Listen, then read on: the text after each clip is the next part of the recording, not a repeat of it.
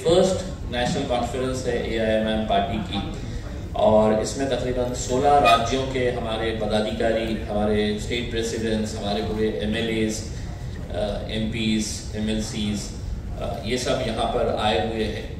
कुछ ही देर के बाद ये कॉन्फ्रेंस यहाँ पे मीटिंग हॉल के अंदर यहाँ पे शुरू होने वाली है। यहाँ पे हम लोगों ने, चूंकि ये क्लोज डोर है तो इसमें सिर्फ state presidents, MLAs, MLCs, MPs रहेंगे। बेसिकली ये है कि MIM पार्टी अब पूरे देश भर में फैल चुकी है और बहुत अच्छा हमें रिस्पांस मिल रहा है। तो तमाम स्टेट प्रेसिडेंट्स को हम बुला के, MLAs को बुलाकर अपने अपने राज्यों की रिपोर्ट क्या है, इश्यूज क्या है, हम कैसे वहाँ पर पार्टी को और स्ट्रेंथन कर सकते हैं, ऑर्गेनाइजेशन सेटअप और कैसा मजबूत कर सकते हैं।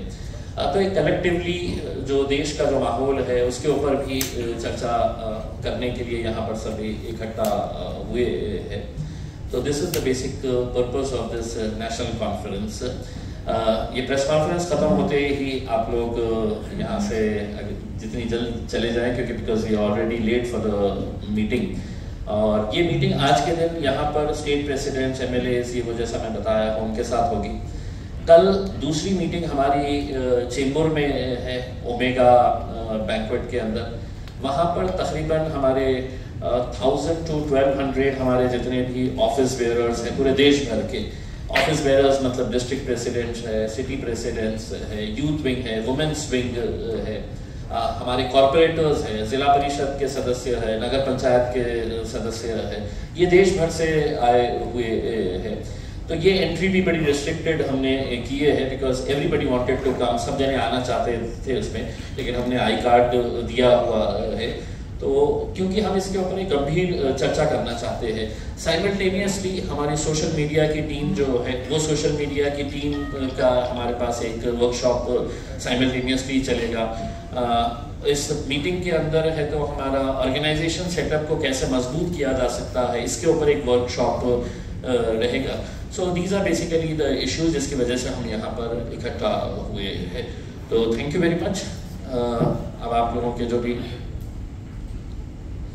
दूसरा मुझसे ये है, और यकीनन आप लोग ये सवाल करेंगे और उसका जवाब मेरा देना ज़रूरी इस वजह से है कि मैं उस क्षेत्र से आता हूँ जहाँ पर सरकार ने कल एक नई छेड़ कर दी है कि हम औरंगाबाद शहर का नाम बदल दिए है करके।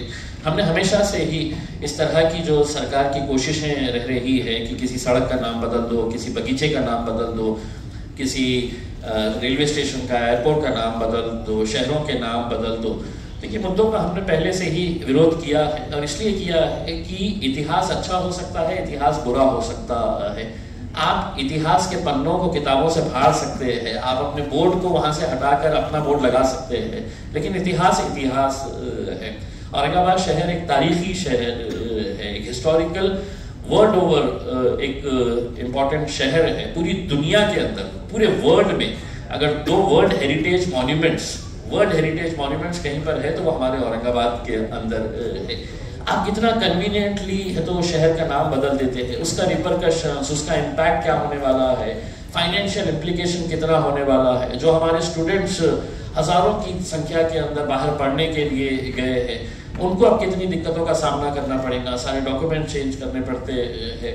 तो ये सब चीज़ों को देखते हुए हम इसका विरोध पहले से भी करते आए हैं। हमने तो औरंगाबाद के अंदर एक भव्य मोर्चा भी निकाला था and people from all cast, religion, सभी लोग उस मोर्चे के अंदर शामिल हुए थे जिन्होंने ये कहा था कि नहीं, हमको औरंगाबाद शहर का नाम ही रखना है करके। आज सरकार के पास आंकड़े हैं, आज सरकार के पास नंबर्स है, हुकूमत है, तो एक तरीके से डिक्टेटरशिप हो गई है कि लोगों को कॉन्फिडेंस में लिए बिना, भाई मेरे शहर का फैसला मेरे शहर की जनता तय करेगी, ना कि मुंबई में बैठे हुए उद्धव ठाकरे साहब करेंगे, ना एकनाथ शिंदे साहब करेंगे, ना देवेंद्र फडणवीस साहब करेंगे। उसमें आप कम से कम आके हैं तो हमारी जनता से, औरंगाबाद में रहने वाले लोगों से, उनसे ये पूछिएगा। उसमें अब चूंकि नाम बदल चुके हैं आपने, तो मैं आपसे ये सवाल करना चाहूंगा कि आपने इस शहर के लिए, अब चूंकि इतने महान शख्सियत के नाम के ऊपर आपने ये किए हैं, तो कितने हजार करोड़ रुपए का पैकेज दे रहे हैं ताकि इस शहर को हम अंतर्राष्ट्रीय दर्जे का सबसे बेहतरीन शहर बना सके। मेरा ये सवाल सरकार से ये है कि अब चूंकि नाम बदलने का आपने फैसला ले ही लिया है, तो क्या जिस शहर के अंदर 8-8 दिन के बाद आज भी पानी मिलता है, वहां पर कल से हर रोज पानी मिलने वाला है? इसका जवाब दे दे देवेंद्र फडणवीस साहब। क्या जो मेरे जिले के अंदर शेतकरी आत्महत्या कर रहे हैं, अब आत्महत्या नहीं करेंगे क्योंकि शहर का नाम बदल गया है? क्या मेरे शहर के जो बेरोजगार है, जो नौकरियों की तलाश के अंदर है, क्या उन्हें अब नौकरियां मिलने वाली है? इसका जवाब एकनाथ शिंदे साहब, उद्धव साहब दे दे करके उसको। जब आपके पास दिखाने के लिए कुछ नहीं रहता है तो इन्हीं मुद्दों को आप इमोशनल इश्यू बनाकर किस तरह से लोगों का मन डाइवर्ट करना है, ये सब साजिशें रची जाती है। हमने पहले भी इसका विरोध किया था, आगे भी जो लीगल तरीके से है वो लीगल तरीके से हमारा विरोध जारी रहेगा। ऑलरेडी ये मैटर हाई कोर्ट के अंदर है। आज सरकार जो एक मैटर सब जुडिस है उसके ऊपर फैसला ले लेती है, तो इसके जरिए सरकार ने एक मैसेज भी देने का काम किया है कि अब हम अदालतों को भी नहीं मानेंगे, हम अदालतों का भी नहीं सुनेंगे, हम फैसला करने वाले हैं करके। वरना ये मैटर जब तक अदालत इसके ऊपर फैसला नहीं सुनाती तो सरकार को कोई ऐसी जल्दबाजी नहीं थी कि करने के लिए, लेकिन इसके जरिए सरकार ने एक मैसेज भी देने का काम किया है कि हम सुप्रीम है, हम फैसला करेंगे, हम अदालतों को भी नहीं गिनने वाले हैं करके। So this is very unfortunate, we condemn this. और बेसिकली देखिए ये जो मुद्दा है, इसके अंदर आपसी जो लड़ाई है, पहले है तो उद्धव साहब की जब सरकार थी कांग्रेस और एनसीपी के साथ में, तब उन्होंने है तो कैबिनेट के अंदर डिसीजन ले लिया बाहर निकल कर आके, और उस कैबिनेट के अंदर जब डिसीजन लिया गया है तो इक्वली गुनहगार जो थे वो सो कॉल्ड सेक्युलर पार्टीज अपने को कहने वाले कांग्रेस और एनसीपी भी उसके अंदर शामिल थी कैबिनेट के अंदर जब ये फैसला लिया गया था। उसके बाद जब उन्होंने फैसला ले लिया कि संभाजी नगर नाम रखने का है करके, तो एकनाथ शिंदे साहब और देवेंद्र फडणवीस साहब को लगा कि साहब ये इन्होंने नाम दिए हुए हैं, मुझे इसके अंदर कुछ ना कुछ तो बदलाव करना पड़ेगा, नहीं तो है तो ये क्रेडिट लेके चले जाएंगे। तो उन्होंने उसके आगे छत्रपति लगा दिया कि अब शहर का नाम ये रहेगा करके। उसमें मेरा ये कहना है कि जितने गुनहगार शिवसेना और भारतीय जनता पार्टी है, कांग्रेस और एनसीपी के मंत्रियों ने साफ तरीके से कहा है। मैं आपको एनसीपी की शरद पवार साहब की जो मोहतरमा बेटी है, उन्होंने कुछ दिन पहले फ्लाइट में जा रहे थे तो उन्होंने है तो ट्विटर के ऊपर ये डाला था कि मैं संभाजी नगर से उड़ रही हूं करके। उसमें तो यानी कि आपका ये है कि कम से कम लोगों की भावना को आप समझते कि लोग क्या चाहते हैं करके, लेकिन आपकी राजनीति की वजह से आप ये जो फैसले कर रही है, मैं कड़ी निंदा करता हूं ये तमाम राजनीतिक पार्टियों की, कांग्रेस की, एनसीपी की, और मैं चाहूंगा कि उनके लीडर्स, जितने भी बड़े बड़े लीडर्स हैं, उन्होंने साफ शब्दों के अंदर ये कहना चाहिए, चाहे वो शरद पवार साहब हो, सुप्रिया सुले मैडम हो, अजित पवार दादा हो, कि अब ये फैसला लिया गया है, तुम इसका स्वागत करते हैं या इसका विरोध करते हैं। कांग्रेस के बड़े नेताओं ने है तो खुलकर कहना चाहिए ताकि हमको भी समझ में आ जाए कि आप लोग जब सत्ता में रहते हैं तो आप क्या करते हैं और सत्ता के बाहर चले जाते हैं तो आप क्या करते हैं करके। We have always condemned that and we will continue to raise a voice and protest against this. Thank you. Sir एक प्रश्न होता तुम्हाला, जेव्हा एकनाथ शिंदे बाहेर पडले होते तेव्हा उद्धव ठाकरे यांनी देवेंद्र फडणवीसांना फोन केला होता की तुम्ही आता मुख्यमंत्री बना, पण फडणवीसांनी सांगितले की आता ती वेळ निघून गेलेली आहे। त्यांचं जे भांडण आहे, त्यांच्या भांडणामध्ये मी कशाला उडी मारू? माझ्यासाठी तर चांगलं आहे। माझी तर प्रार्थना असणार आहे की हे तर जो 2 गट झालेले आहे शिवसेनेचे, त्या 2 गटाच्या ऐवजी 3 गट होऊ द्या, 4 गट होऊ द्या, तुम्ही भांडत राहा, पण हे एक नक्की आपल्याला सांगतो की या भांडणामध्ये जे मराठी माणसाला मागे टाकण्याचा जे प्रयत्न भारतीय जनता पार्टीने केलेला आहे, एकनाथ शिंदे साहेबांना असं वाटत असेल मी मुख्यमंत्री आहे, नाही साहेब, तुमचा रिमोट कंट्रोल देवेंद्र फडणवीसांच्या हातात आहे, अमित शहाच्या हातात आहे। तुम्ही एक मेसेज दिलेला आहे की आम्हाला मराठी माणसाची काही देणं घेणं नाही आहे।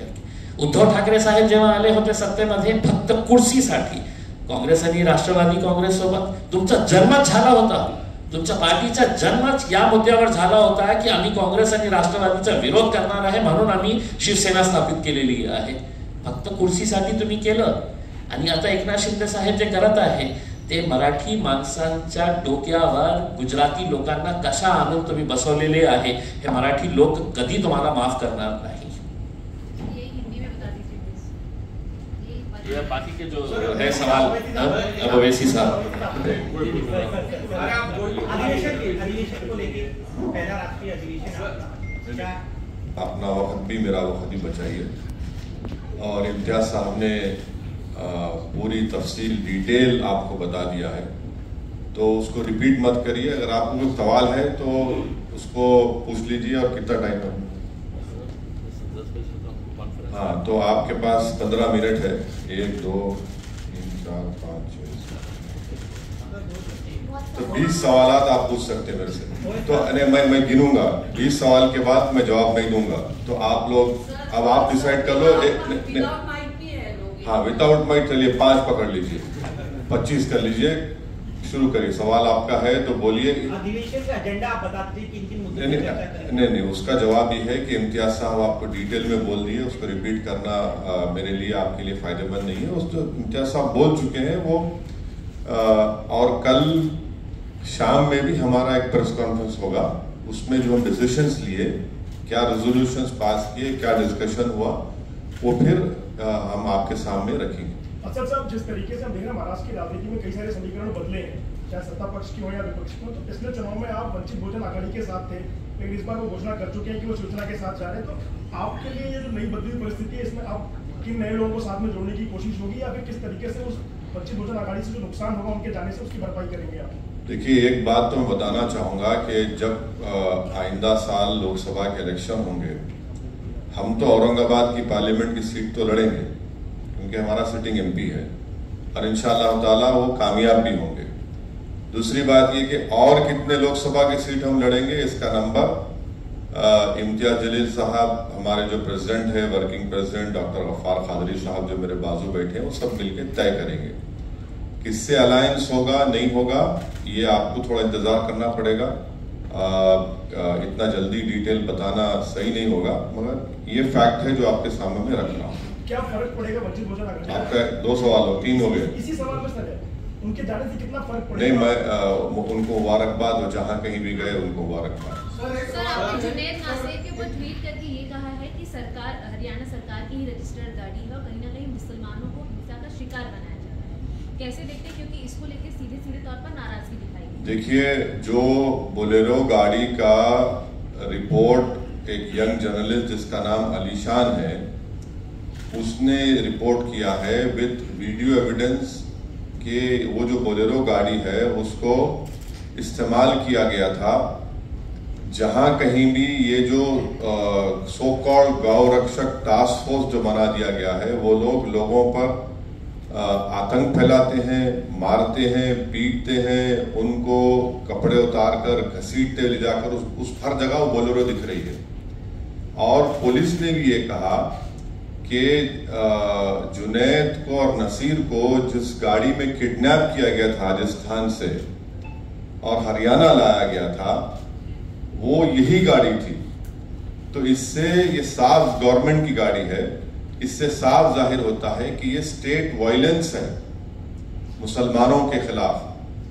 और मोदी सरकार तो लैटरल एंट्री की बड़ी बातें आप लिखते हैं, तो ये गौरक्षक को भी लैटरल एंट्री दे दी कि आप सो कॉल्ड गौरक्षक कि आप जो चाहे करो, जिसको मारना है मारो, पीटना है पीटो, गोली चलाओ।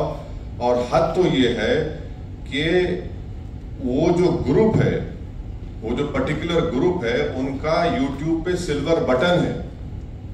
मैं देश के प्रधानमंत्री से पूछना चाह रहा हूं कि जब आप मुख्यमंत्री थे तो आपके बारे में बीबीसी ने 2 पार्ट का एक वीडियो सीरीज डाला, तो आपने अंग्रेजों के बनाए हुए गुलामी के कानून को इस्तेमाल करते हुए उस पर बैन लगा दी यूट्यूब पर, फेसबुक पर। ये जो दंगाई है, ये जो टेररिस्ट है, टेररिज्म कर रहे हैं, उनका यूट्यूब से नहीं निकालते आप? क्यों नहीं निकालते? क्योंकि आपका एक पॉलिटिकल पर्पस सा हो रहा है। वो क्या है कि मुसलमानों के खिलाफ एक नफरत को पैदा करो।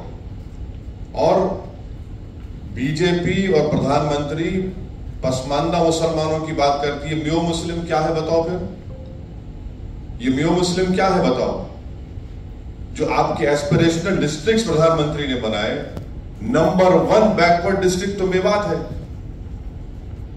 हर चीज से जो एसडीजी के इंडिकेटर्स है सबसे बैकवर्ड है इंडिया में।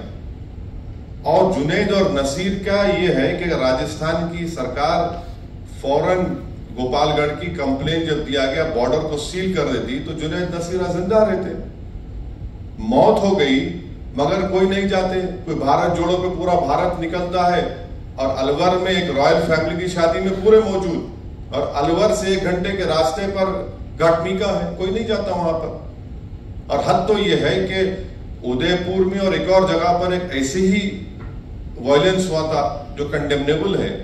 वहां पर सरकार ने 30-30 लाख रुपए 50 लाख रुपए गवर्नमेंट नौकरी दी। यहां पर बोल रहे हैं कि गवर्नमेंट के 3 स्कीम में 15 लाख देंगे। ये डिस्क्रिमिनेशन है भाई। जब मरते हैं तो आप घर को नहीं जाते, क्यों नहीं जाते? मैं अपनी स्पीच में कहा इसलिए नहीं जाते क्योंकि अगर कोई मुसलमान की लाश के सामने खड़े हो गए तो उनको वोट नहीं मिलेगा। सर इसी से जुड़ा हुआ है, आप राजस्थान का मुद्दा लगातार उठा रहे हैं। रिपीट मत करिए, आपका ही नुकसान होगा। पार्लियामेंट के घेराव का कॉल दिया गया कि अगर 15 दिन में इंसाफ नहीं मिलता तो पार्लियामेंट का घेराव देश भर के मुसलमान करेंगे, ऐसा तौकीर रजा जी ने कहा। क्या आप देखिए, आप मेरी पार्टी का पूछिए, मेरी पार्टी का जवाब हम दे सकते हैं। अब हर एक का जवाब तो मैं ही नहीं दे सकता हूं ना। आपने एक चीज बोला था कि शिवसेना के 2 से 4, 4 से 10 होने दो या बीजेपी के होने दो, उसका फायदा आपको होगा। लेकिन यहाँ अब जहाँ एमआईएम ताकतवर है, फाइट अच्छा सा दिया है, वहाँ कांग्रेस का लॉस हुआ है। क्या हुआ है? कांग्रेस कहाँ पे बताइए? अभी औरंगाबाद की कहाँ? औरंगाबाद से 21 साल से शिवसेना का एमपी था ना। आप जर्नलिस्ट रह के सब बात नहीं करना मेरे भाई। सुनो, अब आप रात के 3 बजे मेरे को उठा के सवाल करेंगे तो मैं ऑटो प्ले पे आ जाता हूं। तो सुनो, आप देखो कांग्रेस का एक बहस में अपन बहस नहीं करेंगे। आप वो फेमस एंकर मत बन जाओ 9 बजे की तरह। तो आप ये सुनिए, राहुल गांधी कैसा हारे? मेरी वजह से हारे। आप सुनो, मेरी वजह से हारे राहुल गांधी। हारे ना, हार गए मान लिए ना। अरे राहुल गांधी इलेक्शन की बात, अरे इलेक्शन में हारे ना। चलो आगे। जिंदगी में नहीं हारे, वो तो मेरे को नहीं मालूम, वो आप बोलेंगे। नहीं मैं नहीं बोल सकता। तो हारे हार गए। अब वो 186 लोकसभा सीट्स पर कांग्रेस बीजेपी लड़ी, सिर्फ 186, कोई नहीं था। अनफॉर्चुनेटली मैं नहीं था। तब भी खाली 16 सीट जीती 2019 में। मैं जिम्मेदार हूं। कब तक आप ये बात करेंगे? हम लड़ेंगे और जो कोई भी वंचित समाज पे जुल्म करेगा लड़ेंगे, जीतेंगे, हराएंगे भी उनको। ये अब सुन लीजिए, ये डेमोक्रेसी है, कोई तानाशाही नहीं है। ये जो एंटाइटलमेंट की पॉलिटिक्स की बात करते हैं ना, उनको लगता है कि ये क्यों आ रहे हैं लोग। अरे भाई, वो राजा रजवाड़े खत्म हो चुके हैं। ये जमहूरियत है, लोकशाही है। आप मेरे को रोक नहीं सकते। हम लड़ेंगे। हमारा संविधान इस बात का अर्थ किया है। जहां कहीं भी हम लड़ रहे, यूपी की बात करते, कितने सीट कांग्रेस लड़ी यूपी में? बोलो भाई, 400। बीएसपी लड़ी 400। ये सवाल उनसे नहीं किया जाता। क्यों नहीं किया जाता भाई? क्योंकि उन मुसलमान नहीं है। ये प्रॉब्लम है। चलिए, अभी 6 सवाल हो गए। सर, मेरा एक सवाल है कि पंजाब में एक बार फिर खालिस्तान का मुद्दा उठता दिख रहा है, जहां पर खालिस्तानी समर्थक अमित शाह जो कि गृह मंत्री हैं, उनने एक बात बताइए। हाँ, मैं जानता हूं। एक बात बताइए, अगर वो भाषा, वो वर्ड्स अगर मजलिस का एक छोटा मेंबर दे देता तो आप लोग तो अब तक उसकी एक नहीं 25 शादी कर दी होते टीवी चैनल के ऊपर। नहीं करे आपने। और बीजेपी भी बड़ी उसको उर्दू में एक वर्ड है माने खैज, खामोशी। माने खैज खामोशी बीजेपी की है। ये समझ में नहीं आ रहा उनको क्या चल रहा है वहां पर। और तीसरा, कल आए थे ना छोटा रिचार्ज मुंबई में, उनसे पूछ लेते आप क्या हो रहा है। तो उनकी सरकार है, मेरी सरकार तो नहीं है ना। उनको भी पूछ लेते हैं। सर उनका तो ये कहना था, भगवत मान का ये कहना था कि पंजाब में लॉ एंड ऑर्डर मेंटेन है। हाँ बिल्कुल है, बिल्कुल है। क्या आप सरकार पे सवाल उठा रहे हैं? नहीं बिल्कुल है, मैं भी कह रहा हूँ बिल्कुल है, दिख रहा है ना हमारे को। थोड़ा बहुत हम उतने उनसे छोटा रिचार्ज की तरह उतना हमको दिमाग नहीं है, मगर थोड़ा तो दिख रहा है हमको क्या हो रहा है। इतना तो हम देखिए, MIM पार्टी तो इतना तो पॉलिटिकल सेंस है हमारे को, हम ये बोल सकते हैं कि बारिश कब होने वाली है। हम हवाओं में सूंघकर मिट्टी की खुशबू, मिट्टी आने के बाद हम नहीं बोलते कि बारिश होने वाली है, हम ये जरूर बोलेंगे बारिश होने वाली है। सर आगे क्या कार्रवाई की मांग करेंगे? हाँ कंप्लीटेड, इट इज कंप्लीट।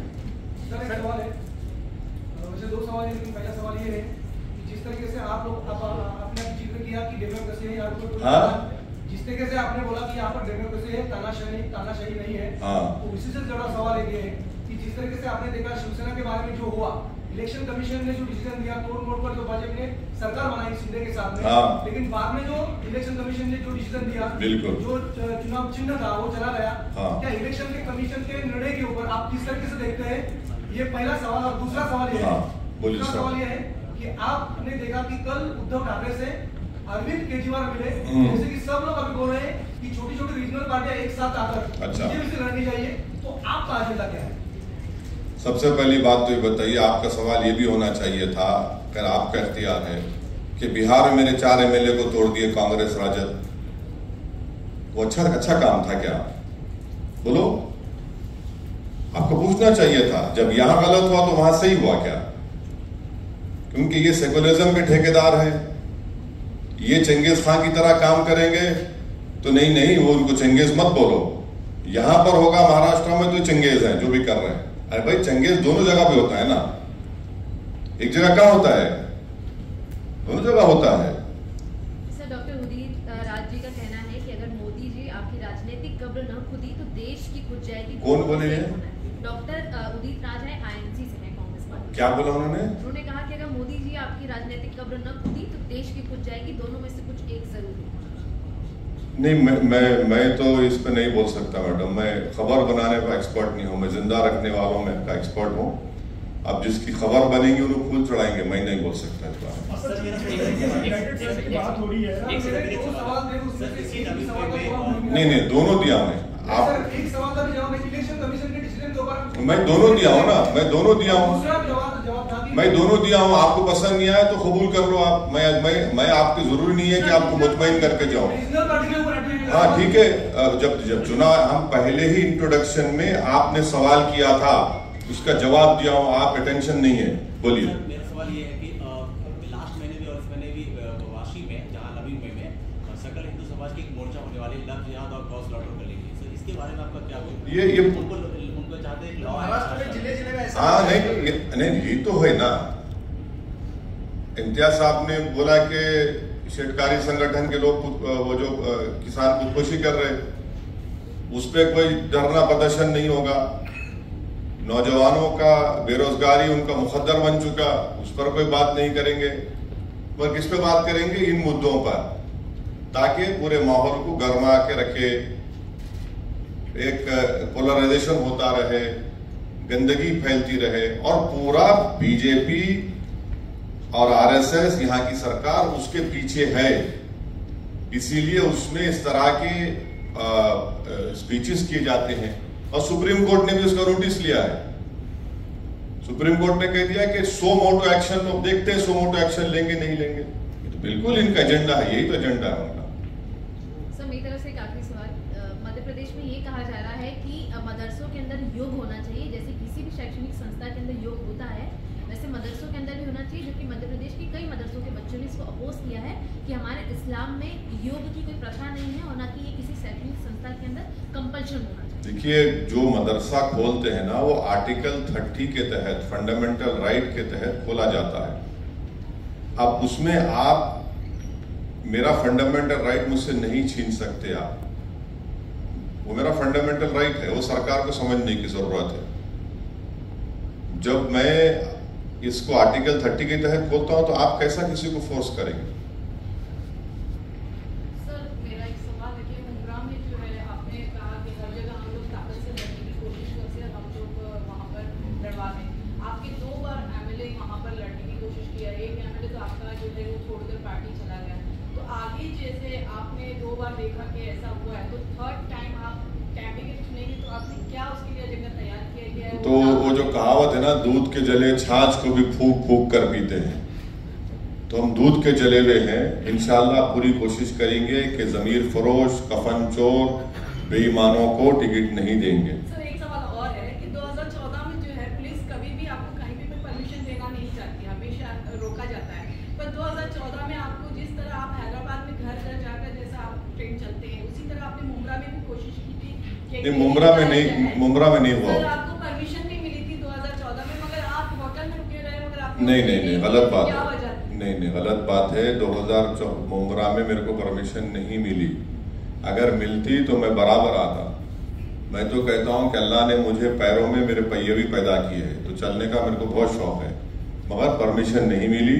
और जब मिलेंगी इंशाल्लाह मिलेंगी, मैं जाऊंगा ना। अभी तो हम इसीलिए मुंब्रा में ही कर रहे हैं सब चीजें, क्योंकि एक महाशय हैं, उनको बहुत आसमान पे उड़ते रहते हैं, वो समझते हैं कि कुछ भी कर लेंगे, भी हम करेंगे। सर जी संयुक्त विपक्ष की बात होगी, जो नहीं रेजोल्यूशन की बात पे क्या कहना आपको? डिमांड किया है हिंदू परिषद और बजरंग दल बैन होना चाहिए। कौन? आईएमसी। हाँ, आईएमसी क्या आईएमसी क्या है? आईएफसी क्या है? इत्तेहाद मिल्लत कौंसिल। मैं नहीं जानता कौन सा ऑर्गेनाइजेशन।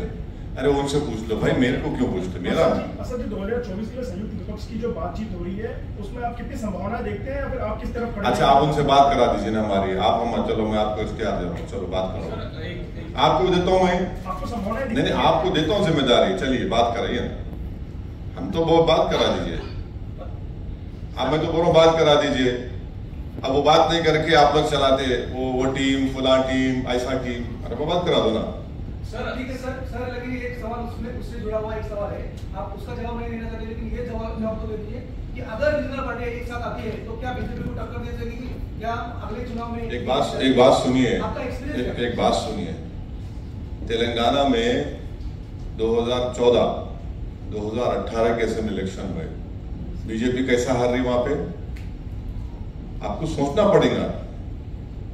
2014, 2018 में बीजेपी को हरा दिए, बीजेपी नहीं जीती वहां पर। अब इस साल दिसंबर में होंगे, नहीं जीतेगी बीजेपी इंशाल्लाह तेलंगाना में। इसका क्रेडिट थोड़ा तो हमको दो। आटे में जितना नमक डाल उतना तो क्रेडिट दो मेरे को, इतना तो दिल बड़ा कर लो, उतना तो दो। नहीं, आपको नहीं बोल रहा हूं, मैंने आपको क्यों बोलूंगा? मेरा आप मेरे दुश्मन है क्या? पर्सनल आप जर्नलिस्ट है, अपना काम कर रहे हैं आप। सर मेरा सवाल होगा कि शिवसेना टूटने के बाद कई सारे जो पार्टियां हैं वो उद्धव ठाकरे के पास पहुंच रही हैं। आप भी मुंबई पहुंचे, कितनी पार्टियां हैं जो उनके पास पहुंच रही हैं, उद्धव ठाकरे से मुलाकात करने पहुंच रही हैं। कल आम आदमी पार्टी पहुंची, उससे पहले सपा पहुंची थी, तो क्या आप वैसे भी पहुंचने वाले हैं उद्धव ठाकरे से मुलाकात करने? सिंपैथी है? नहीं सर, मैं क्यों पहुंचूंगा? मैं जनता के दरवाजे पर पहुंचूंगा। मैं गरीब के घर पे जाऊंगा, मैं जुनैद नासिर के घर पे जाऊंगा। विशालगढ़ में जो परसों दरगाह के सामने शिवरात्रि के दिन जो पटाखे दरगाह की तरफ मारे गए, मैं उस दरगाह के पास जाऊंगा। जिस पे जुल्म हो रहा है उसके पास जाऊंगा मैं। और जो लोग खामोश बैठे हुए हैं वो क्या बोलेंगे फिर? वो तो बोलना चाहिए ना उन लोगों को, कुछ नहीं बोलते। देखते हैं क्या आपका क्या सवाल था? आपके घर पर हमला किया गया दिल्ली में, उससे पहले गोलियां चलाई गई थी, आपको लग रहा है लगातार आपको? ऐसा है ना, ये नामर्द लोग हैं, इनको हिम्मत नहीं है, तो इनको लगता है कि मेरे घर पे आके तो पत्थर मारेंगे। मैं इन लोगों से बोलूंगा कि बेटा नेक्स्ट टाइम जब तुम आएंगे मेरे को बोल के आना, मैं रहूंगा घर पे, जब पत्थर मार के दिखाओ। अरे क्या है ये? अच्छा आपको मालूम कि मेरे जैसा ये कैमरा है ना, ये कैमरा, वो दीवार उधर दिल्ली पुलिस का हेडक्वार्टर है, बाजू मेरा neighbour election commission of India है। वो क्या हो रहा है? ये एक हाई सिक्योरिटी जोन में 4 मर्तबा हो चुका है और ये तमाशा देख रहे हैं। तो इससे आपको समझ में, आप देश देख रहा है इन चीजों को। तो खैर देखिए, मेरी जान की कोई अहमियत नहीं है, आप और हम जाएंगे इस दुनिया से, मगर जो आप जो चीज कर रहे हैं, लम्हों ने खता की सदियों ने सजा पाई का मामला हो जाएगा।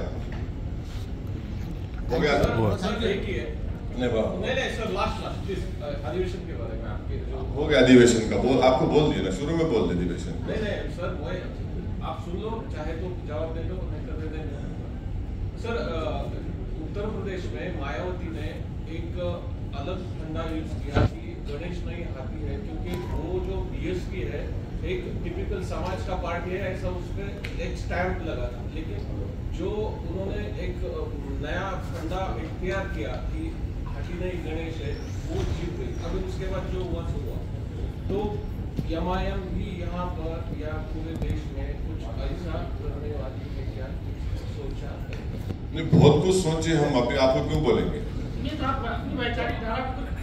नहीं आपको क्यों बोलेंगे जब बोलना है बोलेंगे अभी क्या जल्दी है हाँ आपके जरिए से ही फैलाएंगे फिक्र मत करिए